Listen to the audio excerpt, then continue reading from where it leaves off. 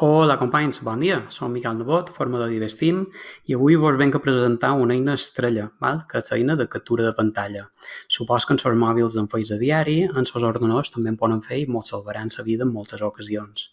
Mireu, vos present el teclat d'un Chromebook com se faria per poder fer una captura de la pantalla completa a dins un ordenador tipus Chromebook.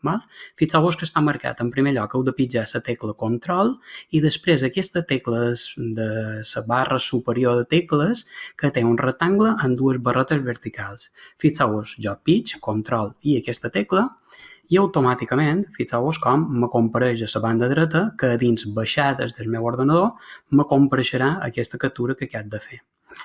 Com se faria per fer una captura parcial de la pantalla o d'un fragment que nosaltres volem fer.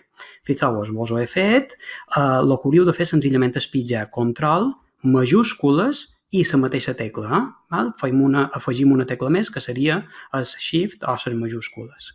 Mireu, he cercat, per exemple, una pàgina a dins Google Flors i jo vull fer un retall d'aquest mosaic que m'apareix i fixeu-vos, faig control, majúscules i aquesta tecla que vos he dit i se me torna oscura la pantalla i el cursor se me transforma amb aquesta creveta amb una bolla.